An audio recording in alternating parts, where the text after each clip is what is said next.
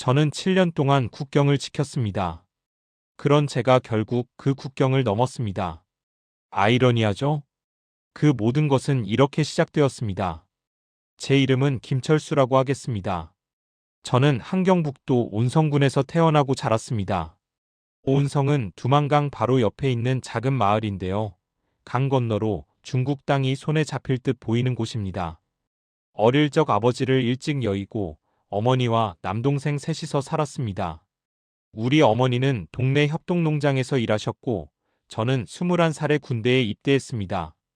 군 복무 3년 차에 제가 배치된 곳이 바로 국경경비대였습니다. 우리 부대는 두만강을 따라 철조망을 지키는 임무를 맡고 있었습니다. 여러분도 아시다시피 그 시절 우리나라도 군 생활이 힘들었잖아요. 그런데 북한 군대는 말로 표현하기 어렵습니다. 하루 세끼 배급이라고 하지만 실제로는 강냉이밥에 소금국이 전부였습니다. 그나마도 양이 턱없이 모자랐습니다. 특히 겨울이 되면 정말 지옥이었습니다. 난방이라는 게 없으니까 초소에서 근무를 서다 보면 손발이 얼어 터지는 거예요. 군복도 낡아서 바람이 그대로 들어왔습니다. 연탄이나 나무라도 구할 수 있으면 좋으련만 그것조차 쉽지 않았습니다. 동료들 중에는 영양실조로 쓰러지는 친구들도 있었습니다. 그래도 우리는 견뎌야 했습니다. 조국 보위라는 이름으로요. 저는 그렇게 7년을 복무했습니다. 힘들었지만 당시에는 이게 당연한 줄 알았습니다. 아니, 당연하다고 믿으려 했습니다. 자본주의 남조선은 우리보다 더 못 산다. 위대한 장군님께서 우리를 지켜주신다. 그런 말들을 매일같이 들으며 자랐으니까요. 의심하는 것 자체가 죄였습니다. 이명희를 처음 만난 건 제가 하사로 진급하고 얼마 안 됐을 때였습니다. 부대에 새로 배치된 여군 군의관이었습니다. 양강도 해산에서 왔다고 했습니다. 해산은 압록강 너머로 중국이 보이는 도시인데 장마당이 발달한 곳으로 유명했습니다. 명희는 의학대학을 나와서 군의관으로 복무하게 된 경우였습니다. 처음에는 그냥 부대 안에서 가끔 마주치는 정도였습니다. 제가 초소 근무를 서다가 동상에 걸렸을 때 명희가 치료를 해줬습니다. 동무, 이렇게 심하게 놔두면 안 됩니다. 손가락을 잃을 수도 있어요. 그렇게 말하면서 정성스럽게 약을 발라주던 그 손길을 잊을 수가 없습니다. 약이라는 것도 변변치 않았지만 명희는 있는 걸 다 동원해서 병사들을 돌봤습니다. 그렇게 우리는 조금씩 가까워졌습니다. 부대 안에서는 함부로 말을 섞을 수 없었지만 가끔 배급을 받으러 가는 길에서 마주치면 짧게 인사를 나눴습니다. 오늘 날씨가 춥네요. 고생 많으십니다. 그런 평범한 말들이었지만 그게 저에게는 큰 위로가 됐습니다. 명희도 저처럼 힘든 환경에서 자랐다고 했습니다. 아버지가 당 간부셨지만 그것도 말이 간부지 먹고 사는 건 다른 사람들과 별반 다르지 않았다고요. 어머니는 학교 교원이셨는데 월급이 쥐꼬리만 해서 장마당에서 작은 장사를 하셨다고 합니다. 김장철이 되면 배추 장사, 겨울에는 두부 장사를 하시며 가족을 먹여 살렸다고 했습니다. 그때만 해도 저는 이 생활이 평생 계속될 거라고 생각했습니다. 제대하면 고향으로 돌아가서 어머니를 모시고 동생과 함께 농장에서 일하며 살 거라고요.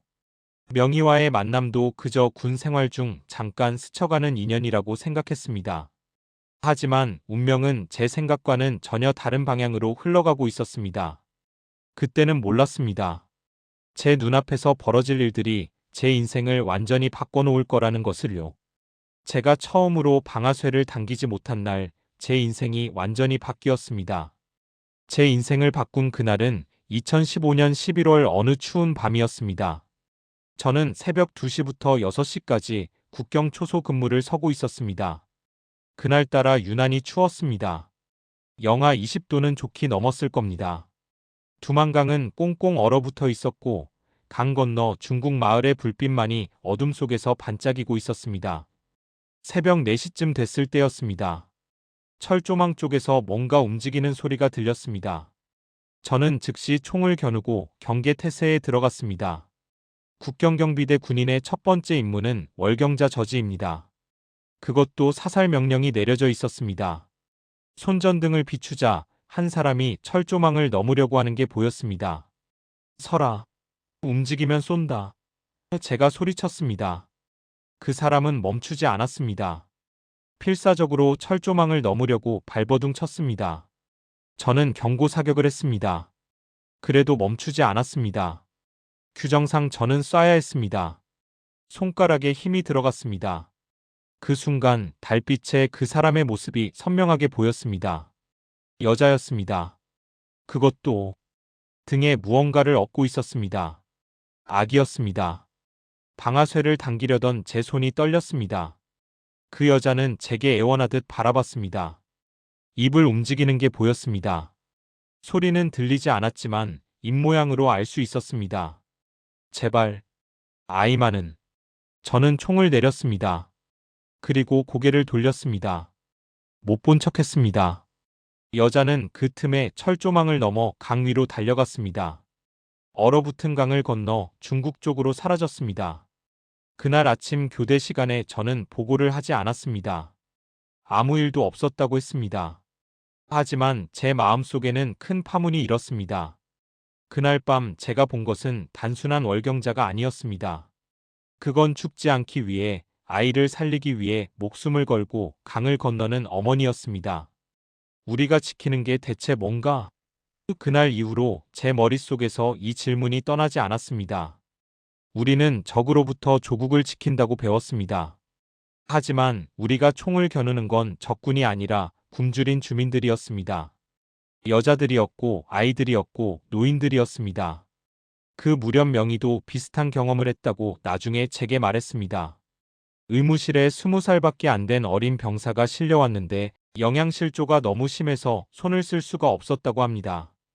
약도 없고 영양제도 없고 포도당 주사 한 대 없었다고 합니다. 동무군의관 제가 죽는 겁니까? 그 어린 병사가 물었답니다. 명의는 대답할 수가 없었다고 합니다. 그저 손을 잡아줄 수밖에 없었다고요. 그 병사는 이틀 후에 숨졌습니다. 20살이었습니다. 조국을 지키다가 죽은 게 아니라 굶어서 죽은 겁니다. 6.25 때도 이렇지는 않았다던데. 명의가 중얼거렸다고 합니다. 그녀의 할아버지가 전쟁을 겪으셨는데 그때도 힘들었지만 그래도 동료가 굶어 죽지는 않았다고 하셨답니다. 우리 부모님 세대도 이런 건 못 봤을 거예요. 명희의 목소리에는 절망이 배어 있었습니다. 저와 명희는 그렇게 조금씩 마음을 나누기 시작했습니다. 부대 뒤편 창고 근처에서 몰래 만났습니다. 서로의 고민을 털어놓았습니다. 이게 정상인가요? 우리가 지금 뭘 하고 있는 건가요? 그런 이야기들을 나눴습니다. 하지만 이런 이야기를 함부로 할 수는 없었습니다. 북한에서는 체제를 의심하는 것 자체가 큰 죄입니다. 반동 사상이라고 해서 정치범 수용소로 끌려갑니다. 가족까지 다 연좌제로 처벌받습니다.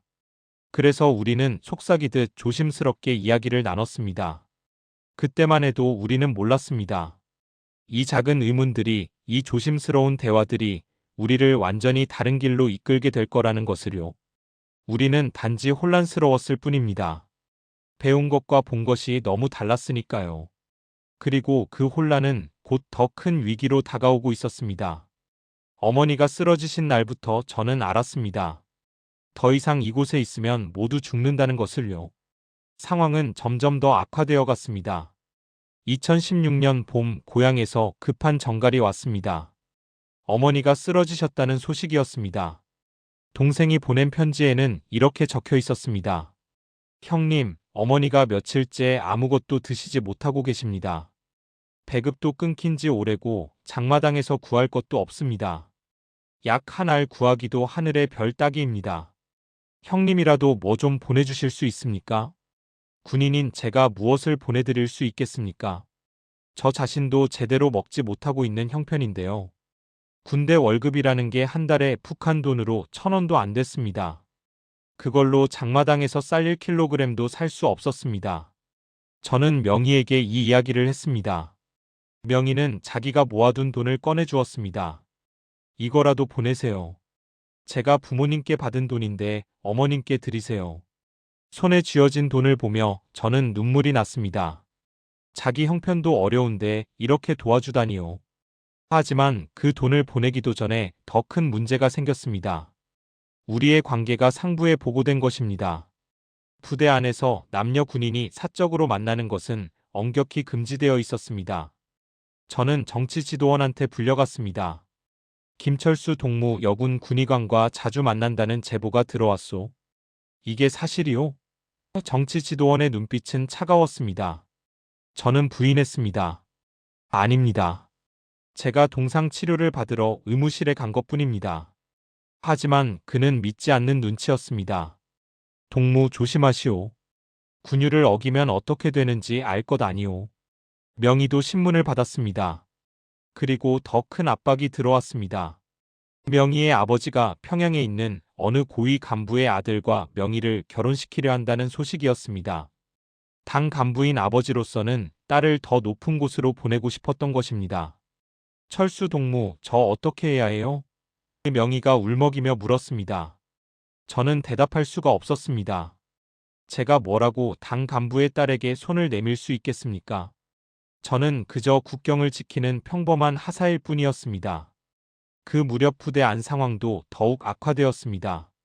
배급이 더 줄어들었습니다. 하루 한 끼도 힘든 날들이 이어졌습니다. 병사들은 풀뿌리를 캐먹고 나무 껍질을 벗겨 먹었습니다. 추위도 견디기 힘들었습니다. 손발이 얼어터지는 겨울인데 제대로 된 난방도 없었습니다. 명의는 의무실에서 쓰러지는 병사들을 지켜볼 수밖에 없었습니다. 약이 없어요. 아무것도 없어요.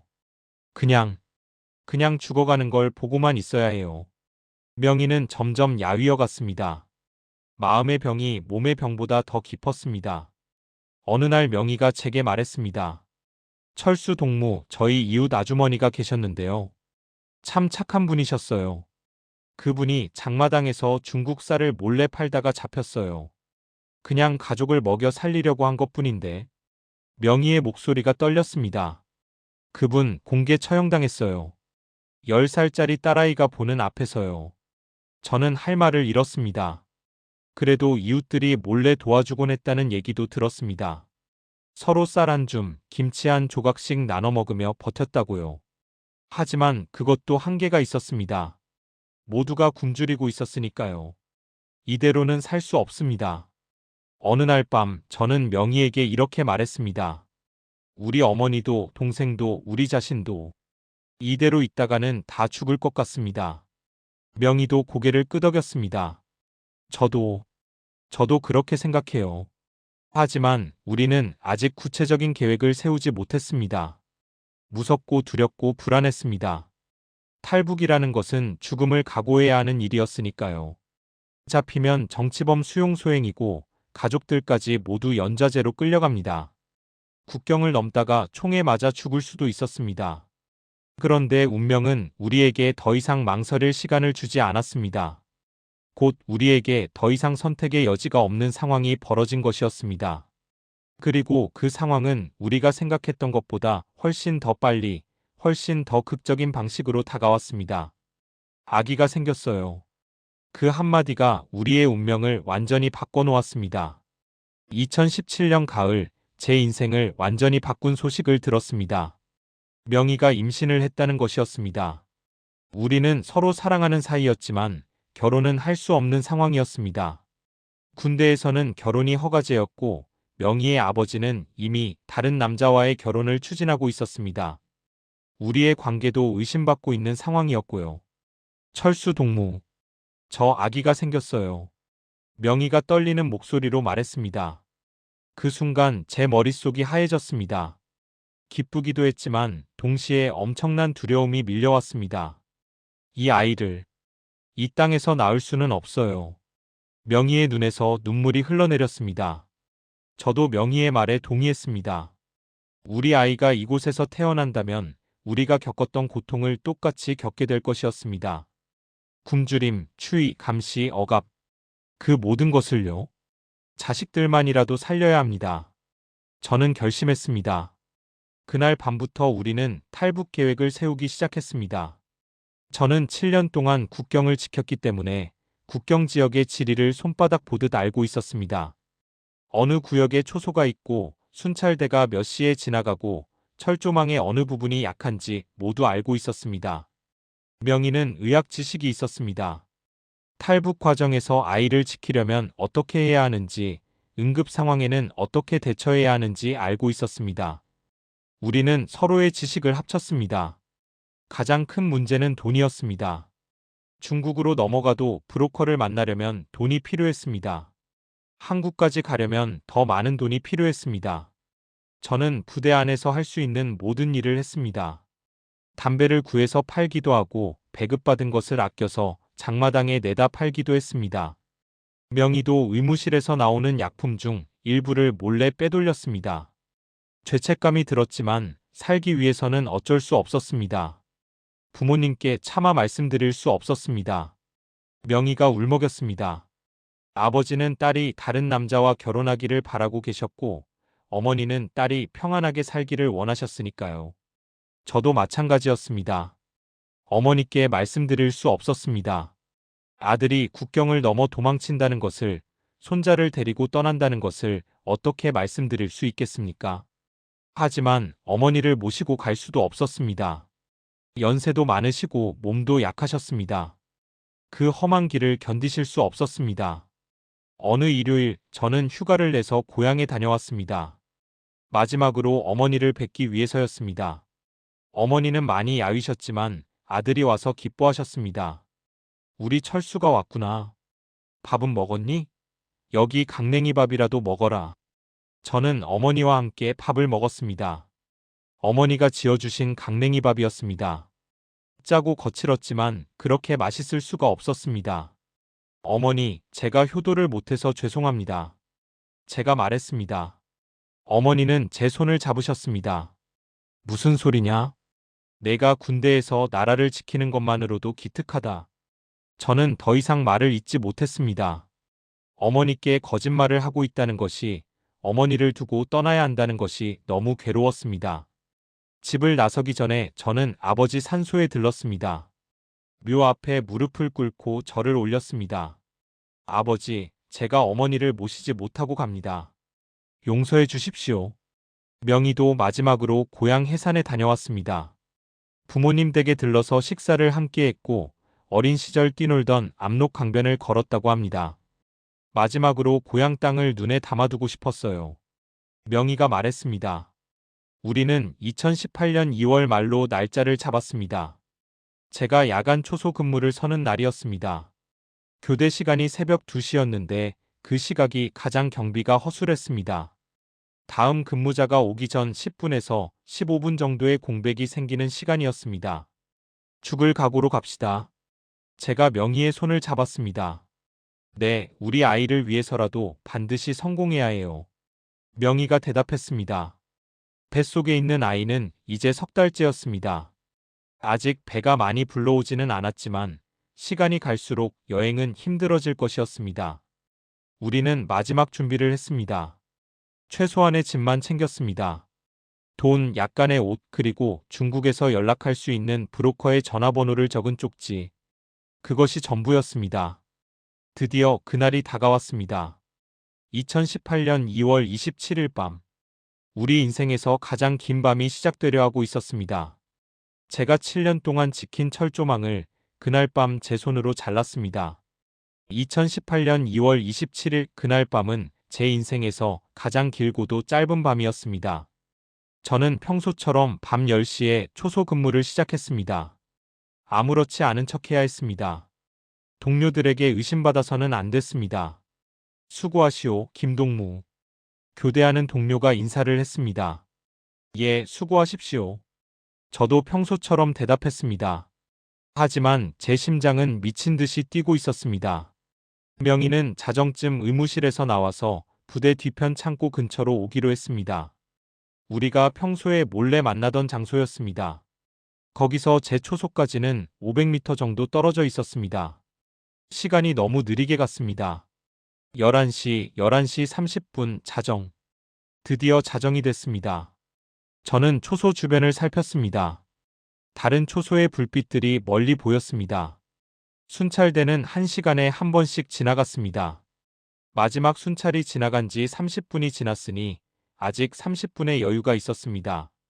자정 10분쯤 어둠 속에서 명희의 모습이 보였습니다. 검은 옷을 입고 조심스럽게 다가오고 있었습니다. 제 심장이 목까지 올라오는 것 같았습니다. 여기에요. 제가 작은 소리로 불렀습니다. 명희가 제게로 왔습니다.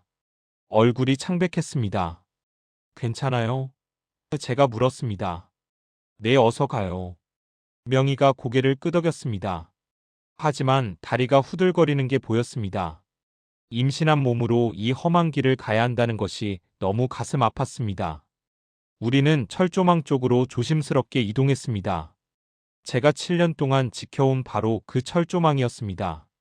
아이러니했습니다.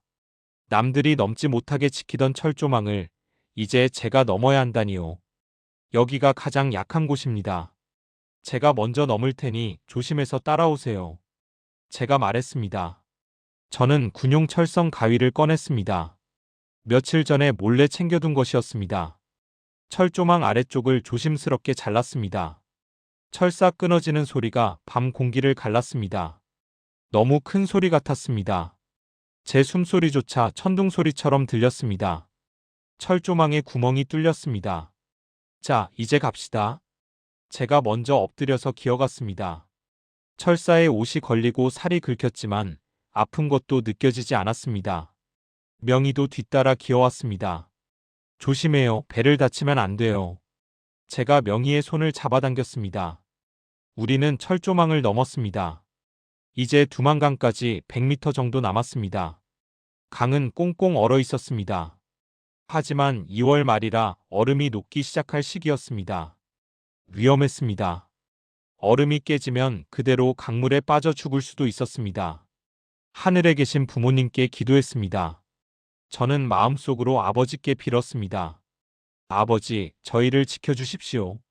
제 아이를 지켜주십시오. 명희도 고개를 숙이고 기도하는 것 같았습니다. 바로 그때였습니다.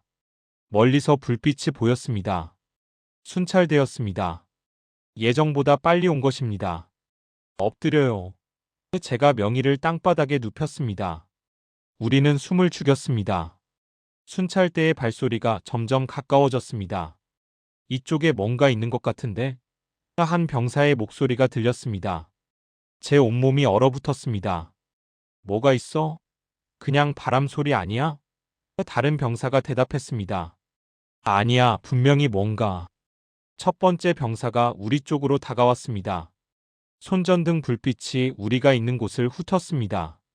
우리는 풀숲에 바짝 엎드려 있었습니다. 심장이 터질 것 같았습니다. 명희의 손을 꽉 잡았습니다. 제발, 제발. 마음속으로 기도했습니다. 거기 아무것도 없잖아. 가자. 두 번째 병사가 말했습니다. 그래. 내가 잘못 본 건가? 첫 번째 병사가 중얼거렸습니다. 다행히 그들은 돌아갔습니다. 발소리가 점점 멀어졌습니다. 저는 한참을 기다렸습니다. 완전히 안전해질 때까지요. 이제 가요. 빨리 가야 합니다. 우리는 일어나서 강 쪽으로 달렸습니다. 젊지 않은 몸으로, 임신한 몸으로 달리는 것은 고통스러웠습니다. 하지만 멈출 수 없었습니다. 드디어 강에 도착했습니다. 얼음 위에 조심스럽게 발을 디뎠습니다. 천천히 조심해서 가요. 제가 명희의 손을 잡았습니다. 우리는 얼음 위를 걸었습니다. 발 아래서 얼음이 삐걱거리는 소리가 났습니다. 한 걸음 한 걸음이 생사를 가르는 순간이었습니다. 중간쯤 왔을 때 얼음에 금이 가는 소리가 들렸습니다. 뛰세요. 저는 명희의 손을 잡고 뛰었습니다. 뒤에서 얼음이 깨지는 소리가 들렸습니다. 하지만 우리는 멈추지 않았습니다. 그리고 마침내 우리는 강 건너편에 도착했습니다. 중국 땅이었습니다. 해냈어요. 우리가 해냈어요. 명희가 제 품에 안겨 울었습니다. 저도 눈물이 났습니다.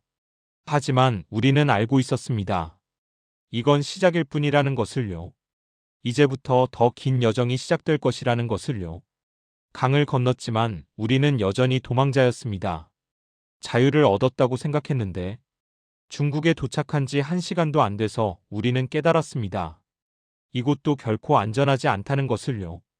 강을 건너자마자 우리는 숲속으로 숨었습니다. 중국 공안이 국경 지역을 순찰한다는 것을 알고 있었습니다. 북한 탈북자를 잡으면 다시 북한으로 보내버립니다. 그러면 우리는 정치범 수용소로 끌려가고 우리 가족들도 모두 연좌제로 처벌받을 것입니다. 새벽이 되자 추위가 뼛속까지 파고들었습니다. 명희가 심하게 떨고 있었습니다. 임신한 몸으로 얼어붙은 강을 건넜으니 당연했습니다. 괜찮아요? 제가 물었습니다. 추워요. 너무 추워요. 명희의 입술이 파래져 있었습니다. 저는 제 옷을 벗어 명희를 감싸주었습니다. 해가 뜨자 우리는 마을을 찾아 조심스럽게 이동했습니다. 브로커에게 연락해야 했습니다. 하지만 중국말을 할 줄 몰라서 큰 문제였습니다. 중국말을 못해서 어떻게 해야 할지 명희가 불안해했습니다. 다행히 조선족 마을을 찾았습니다. 조선족은 중국에 사는 우리 동포입니다. 우리말을 쓰는 분들이었습니다. 조심스럽게 한 집 문을 두드렸습니다. 문이 열리고 50대쯤 되어 보이는 아주머니가 나왔습니다. 저희는 북쪽에서 왔습니다. 도와주십시오. 제가 떨리는 목소리로 말했습니다. 아주머니는 우리를 위아래로 훑어봤습니다. 그리고 한숨을 쉬었습니다. 들어오세요. 빨리. 아주머니가 우리를 집 안으로 들였습니다. 같은 핏줄이라고 도와주신 분들이었습니다. 그 아주머니는 우리에게 따뜻한 밥을 주었습니다. 며칠 만에 먹는 따뜻한 밥이었습니다.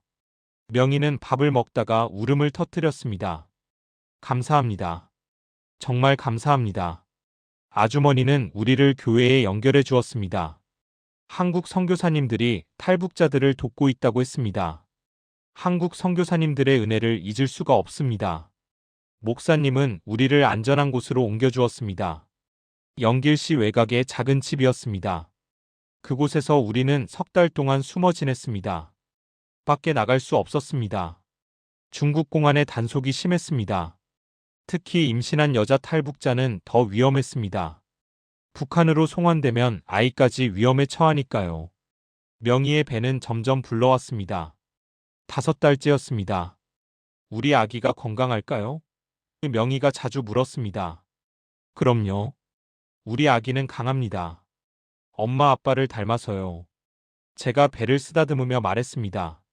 하지만 현실은 녹록지 않았습니다. 먹고 살기 위해서는 일을 해야 했습니다. 저는 식당에서 설거지 일을 했습니다. 하루 12시간씩 일했습니다. 힘든 일이었지만 북한에서의 군 생활보다는 나았습니다. 적어도 여기서는 굶지 않았으니까요. 명희는 집에서 간단한 바느질 일을 했습니다. 임신한 몸으로 무리한 일을 할 수는 없었습니다. 하지만 가만히 있을 수만도 없었습니다. 한국까지 가려면 더 많은 돈이 필요했으니까요. 그러던 어느 날이었습니다. 공안의 단속이 우리가 사는 동네까지 들이닥쳤습니다. 북한 사람들 숨겨주는 집이 있다는 제보를 받았다. 공안들이 집집마다 수색하기 시작했습니다. 우리는 급히 다락방으로 숨었습니다. 숨도 제대로 쉴 수 없었습니다. 아래층에서 공안들의 발소리가 들렸습니다. 이 집은 깨끗한 것 같은데? 확실해? 다시 한번 확인해봐. 명희가 제 손을 꽉 잡았습니다. 손이 땀으로 흠뻑 젖어 있었습니다. 뱃속에 아이가 움직이는 것이 느껴졌습니다. 제발 조용히. 명희가 배를 쓰다듬었습니다. 다행히 집주인 아주머니가 잘 둘러댔습니다. 공안들은 결국 돌아갔습니다. 하지만 우리는 알았습니다. 더 이상 이곳도 안전하지 않다는 것을요. 목사님이 찾아왔습니다. 이제 한국으로 가셔야겠습니다. 동남아시아를 거쳐서 가는 루트가 있습니다. 위험하지만 중국에 계속 계시는 것보다는 나을 겁니다. 목사님의 표정이 심각했습니다. 동남아시아요? 그게 어디인데요? 저는 지리를 잘 몰랐습니다. 라오스, 태국 같은 나라들입니다. 거기를 거쳐서 한국 대사관으로 가시는 겁니다. 목사님이 설명해 주었습니다. 문제는 명희의 임신이었습니다. 이제 6달째였습니다. 장거리 여행을 하기에는 부담이 컸습니다. 하지만 여기 있으면 더 위험합니다. 아기를 위해서라도 가셔야 합니다. 목사님이 말했습니다. 우리는 결정했습니다. 가기로요. 며칠 후 우리는 다른 탈북자들과 함께 버스에 올랐습니다. 중국 남쪽으로 향하는 버스였습니다. 창밖으로 스쳐 지나가는 풍경을 보며 생각했습니다.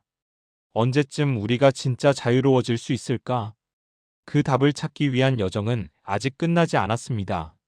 아니, 이제 절반쯤 왔을 뿐이었습니다. 대사관 정문까지 단 100m, 그 짧은 거리가 우리에게는 생사의 갈림길이었습니다.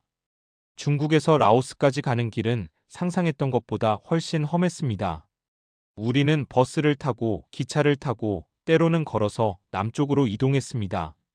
닷새가 걸렸습니다. 명희는 임신 6달째였는데 장거리 여행이 너무 힘들었습니다. 괜찮아요? 제가 물을 때마다 명희는 고개를 끄덕였습니다. 네, 괜찮아요. 아기를 위해서 참을 수 있어요. 중국과 라오스 국경을 넘을 때가 가장 위험했습니다.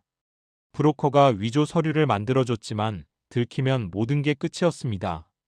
국경 검문소에서 중국 공안이 우리의 서류를 확인했습니다. 제 심장이 터질 것 같았습니다. 이거 뭐야? 사진이랑 얼굴이 좀 다른데? 공안이 의심스러운 눈초리로 저를 봤습니다. 저는 식은땀이 났습니다. 브로커가 재빨리 나서서 중국말로 뭐라고 했습니다. 돈을 건넨 것 같았습니다. 공안은 잠시 망설이다가 서류를 돌려줬습니다. 우리는 라오스 땅을 밟았습니다. 하지만 안도할 겨를이 없었습니다. 이제 한국 대사관까지 가야 했습니다. 수도인 비엔티앙까지 또 이틀을 더 이동했습니다. 그런데 명희의 상태가 안 좋아졌습니다. 배가 심하게 아프다고 했습니다. 철수 동무. 아이가 이상해요. 명희의 얼굴이 창백해졌습니다. 식은땀을 흘리고 있었습니다. 조산 위기입니다. 브로커가 다급하게 말했습니다. 빨리 병원에 가셔야 해요. 하지만 우리는 신분이 없었습니다. 함부로 병원에 갈 수도 없었습니다. 한국 대사관까지 가셔야 합니다. 거기서 도와줄 겁니다. 우리는 택시를 잡아타고 한국 대사관으로 향했습니다. 명희는 제 품에서 신음했습니다. 조금만 참아요. 곧 도착해요. 거기 가면 의사 선생님이 계실 거예요. 제가 명희를 꼭 안았습니다. 대사관이 보였습니다. 태극기가 바람에 펄럭이고 있었습니다. 그 순간 눈물이 났습니다. 저 깃발 아래로 가면 우리는 안전한 것이었습니다. 저 깃발이 우리를 지켜줄 것이었습니다. 저기입니다. 저기가 한국 대사관입니다. 제가 명희를 부축해서 걸었습니다. 대사관 정문까지 100m, 50m, 20m. 바로 그때였습니다. 뒤에서 경찰 사이렌 소리가 들렸습니다. 라오스 경찰이었습니다. 거기 서라. 경찰이 우리를 향해 손을 들라고 했습니다. 안 됩니다. 조금만 더 가면 됩니다. 브로커가 외쳤습니다. 뛰세요. 저는 명희를 거의 안다시피 해서 대사관 정문으로 뛰었습니다. 경찰들이 뒤쫓아왔습니다. 한국 영사관 직원분들이, 정문에 계시던 경비원이 우리를 봤습니다. 탈북자입니다. 도와주세요. 제가 소리쳤습니다. 경비원이 재빨리 문을 열어줬습니다. 우리는 대사관 안으로 뛰어들어갔습니다. 경찰들이 따라 들어오려 했지만 대사관 직원이 막아섰습니다. 여기는 대한민국 영토입니다. 함부로 들어올 수 없습니다. 경찰들은 문 앞에서 멈춰 섰습니다. 우리는 그렇게 한국 땅을 밟았습니다. 정확히는 한국 대사관이라는 외국 땅에 있는 작은 한국 땅을요. 괜찮으세요? 지금 바로 의료진을 부르겠습니다. 영사관 직원이 다급하게 말했습니다. 명희는 제 품에서 거의 기절할 듯 했습니다. 제발, 우리 아기를, 제발. 명희가 신음했습니다. 의료진이 왔습니다. 명희를 응급처치했습니다. 다행히 아기는 괜찮습니다. 조사는 막았습니다. 하지만 절대 안정이 필요합니다. 의사 선생님이 말했습니다. 저는 바닥에 주저앉았습니다. 힘이 다 빠졌습니다. 고향을 떠난 지 넉 달 만이었습니다. 국경을 넘고 중국에 숨어 지내고 동남아시아를 거쳐서 여기까지 왔습니다. 목사님들이 도와주셔서, 브로커분들이 도와주셔서 조선족 동포들이 도와주셔서 저는 그분들의 얼굴을 떠올렸습니다. 그리고 한국 영사관 직원분들이 도와주셔서 우리는 여기까지 올 수 있었습니다. 며칠 후 우리는 한국행 비행기에 올랐습니다. 생전 처음 타보는 비행기였습니다. 이륙하는 순간 창밖으로 땅이 멀어지는 게 보였습니다. 하늘을 나는 기분이 이상했습니다. 마치 꿈을 꾸는 것 같았습니다. 우리 정말 한국에 가는 거죠? 명희가 물었습니다. 네, 이제 정말 자유입니다. 제가 명희의 손을 잡았습니다. 명희는 배를 쓰다듬었습니다. 우리 아기야, 이제 자유로운 나라에서 태어나는 거야. 비행기가 구름 위를 날았습니다. 햇살이 너무 밝았습니다. 북한에서 본 햇살과는 다른 것 같았습니다. 아니, 같은 햇살이겠지만 제 마음이 달라진 것이었습니다. 저는 창밖을 보며 생각했습니다. 북한에 두고 온 어머니, 동생, 명희의 부모님. 그분들은 지금 어떻게 지내고 계실까? 우리가 탈북한 것을 알고 계실까? 얼마나 놀라고 걱정하고 계실까? 죄책감이 밀려왔습니다. 하지만 동시에 희망도 느꼈습니다. 언젠가는 통일이 되면 다시 만날 수 있지 않을까? 그날이 오기를 간절히 바랐습니다. 비행기는 한국을 향해 날아갔습니다. 우리의 새로운 삶을 향해서요. 자유로운 땅에서 태어난 우리 딸을 안았을 때 모든 고통이 보상받았습니다. 처음 한국 땅을 밟았을 때 그 순간을 저는 평생 잊을 수 없을 것입니다. 인천공항에 내렸을 때 저는 그저 멍하니 서 있었습니다. 너무 깨끗하고 너무 밝고 너무 많은 사람들이 있었습니다. 모두가 자유롭게 걸어다니고 웃고 이야기하고 있었습니다. 누구도 감시하지 않았습니다. 누구도 두려워하지 않았습니다. 우리는 먼저 국정원에서 조사를 받았습니다. 그리고 경기도 안성에 있는 하나원이라는 곳으로 갔습니다. 탈북자들이 한국 생활을 배우는 교육시설이었습니다. 그곳에서 우리는 석 달 동안 지냈습니다. 하나원에서 지내는 동안 명희는 딸을 낳았습니다. 2018년 7월 15일이었습니다. 건강한 여자아이였습니다. 제가 처음 딸을 안았을 때 눈물이 멈추지 않았습니다. 우리 딸, 자유로운 땅에서 태어났구나. 이름을 자유라고 지었습니다. 한자로는 입니다. 이 아이가 태어날 수 있었던 이유가 우리가 목숨을 걸고 찾아온 것이 바로 자유였으니까요. 자유야, 내가 얼마나 소중한 아이인지 아니? 명희가 아기를 안고 속삭였습니다. 하나원을 나온 후 우리는 서울 근처 한 작은 도시에 정착했습니다. 정부에서 전세 자금을 지원해줘서 작은 아파트를 얻을 수 있었습니다. 방 2개짜리 작은 집이었지만 우리에게는 궁정 같았습니다. 한국 생활에 적응하는 것은 쉽지 않았습니다. 24시간 편의점이 있다는 게 처음 편의점을 봤을 때 충격이었습니다. 밤 11시에도 가게가 열려 있고 먹을 것이 가득했습니다. 북한에서는 상상도 할 수 없는 일이었습니다. 마트에 물건이 넘쳐나는 걸 보고 명희는 처음 대형마트에 갔을 때 울었다고 합니다. 온갖 종류의 쌀, 과일, 고기, 채소. 북한에서는 장마당에서도 구하기 힘든 것들이 여기는 넘쳐났습니다. 이게 현실인가요? 명희가 제 손을 꽉 잡았습니다. 인터넷으로 북한 소식을 찾아보며 저는 처음 스마트폰을 받았을 때 인터넷이라는 것이 얼마나 놀라운지 알게 됐습니다. 북한 소식을 검색했습니다. 고향 온성군 소식도 찾아봤습니다. 어머니는 어떻게 지내고 계실까? 동생은 무사할까? 말투도 많이 달랐습니다. 북한에서는 동무라고 했는데 남한에서는 씨라고 했습니다. 억양도 달랐습니다. 처음에는 제 말투 때문에 사람들이 저를 쳐다봤습니다. 어디서 오셨어요?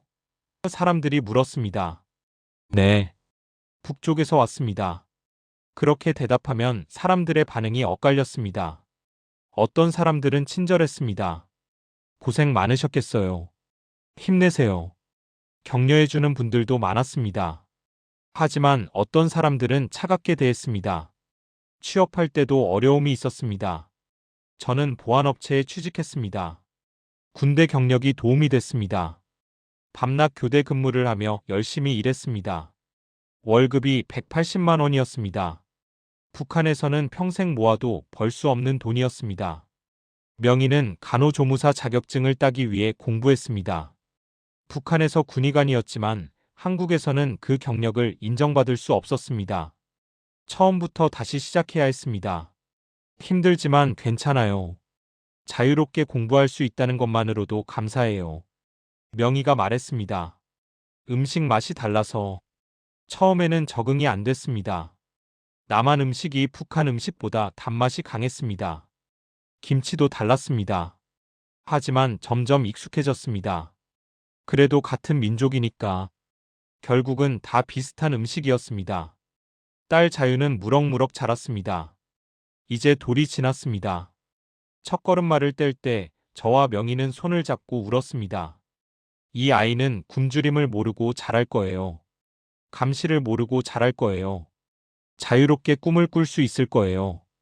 그것만으로도 우리가 목숨을 걸고 온 보람이 있었습니다. 하지만 가끔 밤에 잠을 이루지 못할 때가 있습니다. 북에 둔 가족들이 보고 싶습니다.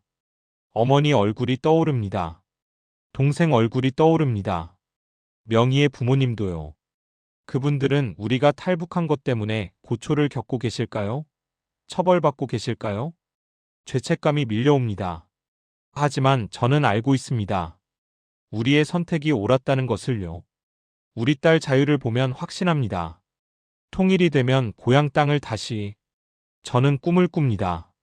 언젠가 통일이 되면 다시 두만강을 건너 고향 온성으로 가는 꿈을요. 그때는 철조망도 없고 총도 없고 두려움도 없을 것입니다. 어머니를 만나 절을 올리고 어머니, 제가 왔습니다라고 말할 수 있을 것입니다. 명희도 같은 꿈을 꿉니다. 압록강을 건너 해산으로 가서 부모님을 만나는 꿈을요. 우리 세대에는 통일을 봤으면 우리는 자유를 안고 그런 이야기를 나눕니다. 지금 이 순간 저는 서울 거리를 걷고 있습니다. 자유를 유모차에 태우고 명희의 손을 잡고요. 가로수 사이로 햇살이 비칩니다. 사람들이 자유롭게 걷고 웃고 이야기합니다. 이것이 자유입니다. 이것이 우리가 목숨을 걸고 찾아온 것입니다. 여러분, 자유는 공짜가 아닙니다. 저희는 그것을 너무나 뼈저리게 알고 있습니다. 여러분이 지금 누리고 있는 자유가 얼마나 소중한 것인지 부디 잊지 말아 주십시오.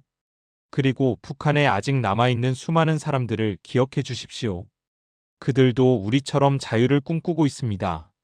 언젠가 그들도 자유를 누릴 수 있기를, 그날이 하루빨리 오기를 간절히 바랍니다. 감사합니다.